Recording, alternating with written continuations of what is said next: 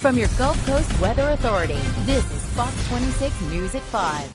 I'm Emily Aiken. So what disease kills more women, cancer or heart disease? And why are the warning signs something you may not know? I'll have the answers next.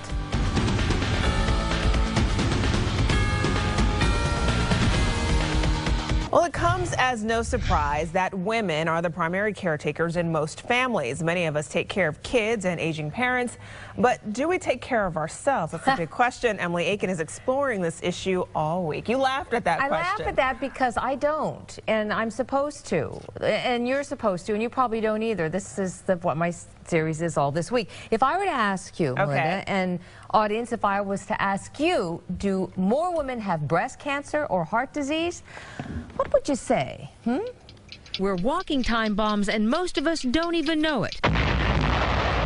We don't even know that heart disease, not cancer, is the leading killer of women over 25. Like way more than cancer. Like 5 million women have breast cancer in America, and 40-something million women have heart disease. So it's a staggeringly disproportionate number of women affected by cardiovascular disease than breast cancer. Cardiologist Stephanie Coulter is director of the Texas Heart Institute's Center for Women's Heart and Vascular Health. So what we're interested in, what's your blood pressure? She's committed to educating women on heart disease, its prevention, and its symptoms.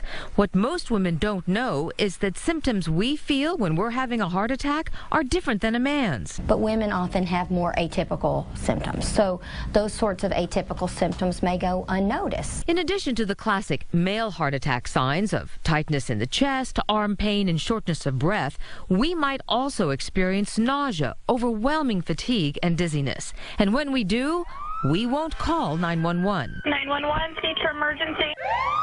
It's become very clear from the data that women wait longer with chest discomfort before they go to the hospital. In fact, 47% of women surveyed said that if they thought they were having a heart attack, they would not call 911.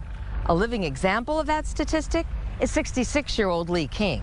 Never thought about 911. That was in 2004. All of a sudden, I started perspiring, and I felt like I needed to sit down somewhere. I didn't think anything of it. No heart attack ever came to mind. Several days later, her family convinced her she needed to go to the doctor, and he told her something she refused to believe. I said, "Sir, I did not have a heart attack.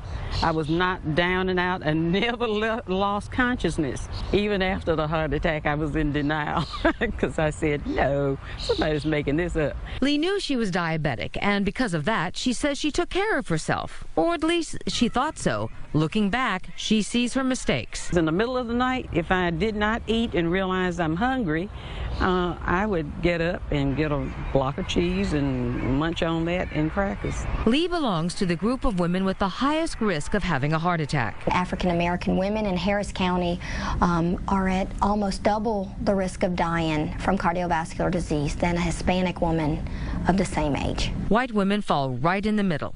In Harris County, out of 100,000 women, 600 African Americans will die of heart disease, compared to 450 white women and 300 Hispanic women. And 80% of African American women over the age of 60 have high blood pressure, compared to 50 to 60% of white women of the same age.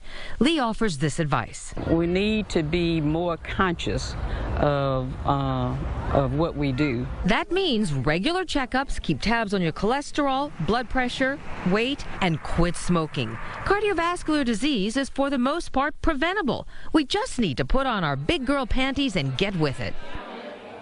Okay, put on those big girl panties. More bad news, though. Once we hit menopause, guess what? We're at an even higher risk for a heart attack.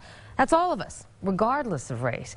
And Melinda, prevention is the key here, not just for heart disease, but for stroke as well as heart disease. So you got to get your checkups. And tomorrow night we're going to look at stroke and we're going to look at cancer. Those are the number 2 and 3 killers. And I'll have more information about that. Put on your big girl panties. I say that a lot, have never said it on the air, but you know what, it hits home because women Yeah. understand that. And as I was watching your piece, I'm taking notes about the specific symptoms for women: nausea, fatigue, dizziness, combined with the male symptoms, and we dismiss those things a lot. Right, and sometimes you don't even have some of the male symptoms. And so doctors will ask you, well, you know, are you feeling nauseous or are you really, really tired? And if you think you have that, don't wait and, you know, call your doctor and say, well, I don't know if I have this or that.